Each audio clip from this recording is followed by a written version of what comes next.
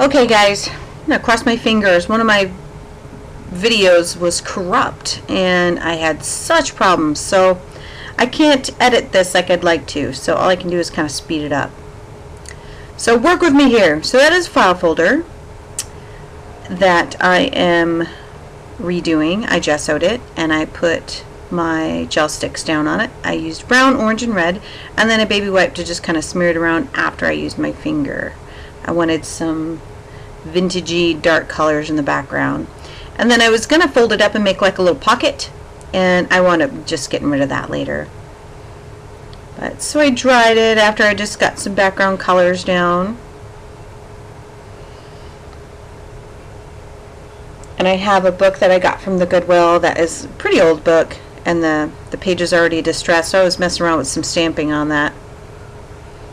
Look at the circles on that piece of paper out there. Looks like softballs or baseballs. It's actually from the bottom of a beer bottle. I stamped with it. That's crazy. So I'm here. See, I would have cut this out, guys, but every time I try to edit it, I'm having issues. So I've got to find out what's going on. But it might just be that one video.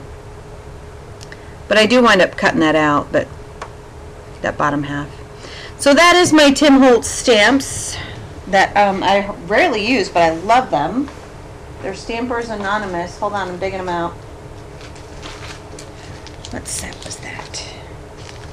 That one is Stamper Visual Artistry. Maybe that's what it's called.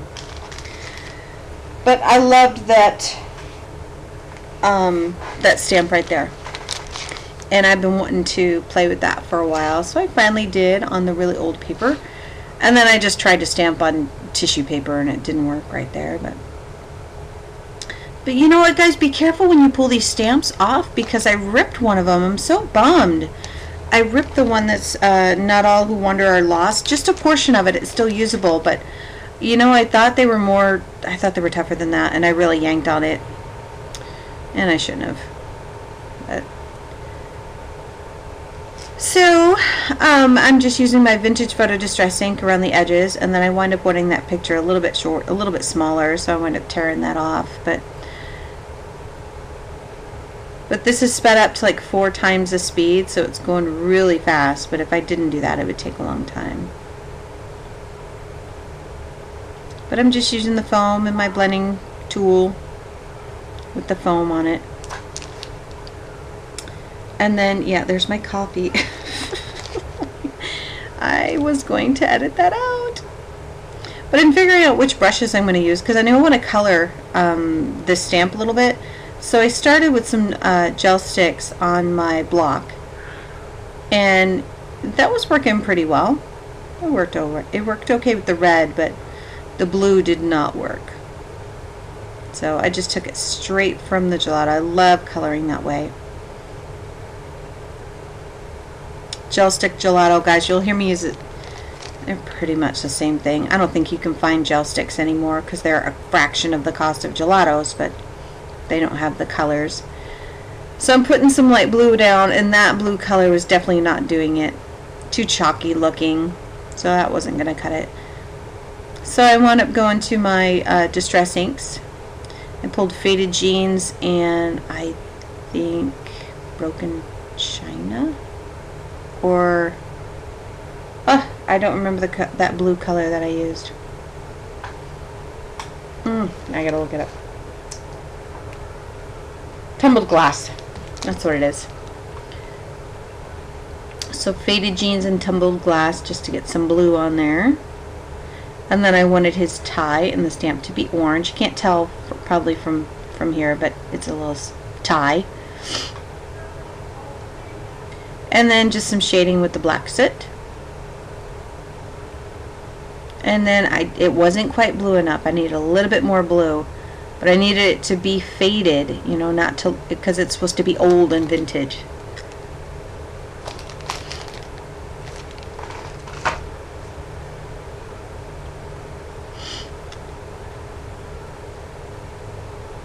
So, and I was just using a regular brush for it that time because that paper was so, it's old and it's really fine. So if I'd used too much water on it, it would just go through and make a hole in it.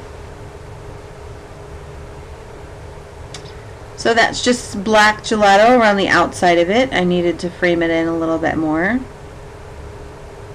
And then I used a baby wipe to kind of smear it. And then it still wasn't quite working. Wasn't getting to where I wanted to get.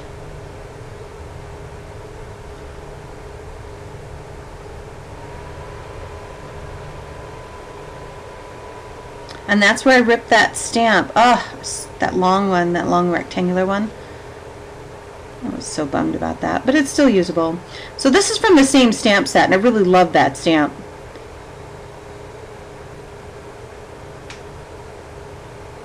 It's very cool, and I didn't even re-ink it. I just randomly stamped it here and there. And then that is again from the same stamp set, and that is the text background that I wanted to put in that film strip stamp. Very cool. I love this set. I don't know why I haven't used it before, because I love vintage style. You know, nothing in my house is really vintage, but I don't know, I like to make new stuff look old. Except for my face. I don't like that. I wish that would slow down. So I'm just kind of putting the edge, because I wanted a real dark edge on there, so I just kind of rubbed it directly on the ink pad for the vintage photo ink pad. And sometimes that makes it just really crisp on the edge. And then I kind of smear it in, and it almost looks like you do it in two different colors. I like that effect. You can also rub it on the black soot to get it really dark, but I was getting a little too dark. So I forgot to record some of this, but those are some stamps that I got from a antique store in Placerville, California, and I decided to put some of those on here. And then that is a mixed media paper stack that I've had for a very long time, and it had some stamps on it, and that worked perfectly. And then I have the little wooden bike at the bottom. Thought that looked nicely. That went nicely. And now I'm just inking, I'm distressing the outsides of the stamps. Wanted them to look just as old as the rest of the tag. I see a lot of times people, they're doing vintage, but then, you know, they put some of their treasures, some of the things that they just love so much, they put them on these projects that they do. Everything else looks old, but the things that you can tell that they were either intimidated by or they just love so much. Like it's all or nothing, kind of all or nothing for me. If you're going vintage, everything needs to look old. So I just inked them. I'm not a stamp collector, so I don't know if those stamps have any value. I don't think that they do, because I didn't pay very much for them, but they're old and they look it, and they're all stamped. It's cool.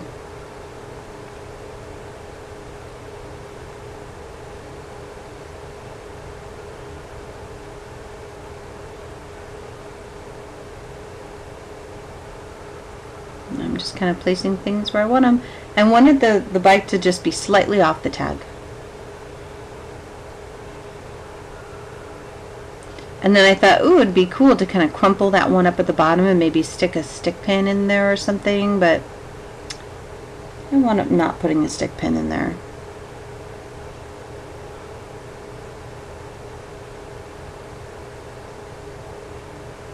See, I would have cut this out, guys. You're watching me fuss, but it's either this or I can't record the whole thing over again because I've already made it. So there I am, just distressing the edges again, because even though I darkened them up, the bottom of it, after I tore that little pocket, I was going to make it a pocket at the bottom. After I tore that off, that was nice and distressed, and I thought, oh, the rest of it needs to be distressed too. And then after I did that, I just used some more vintage photo again on the edges and inked that up.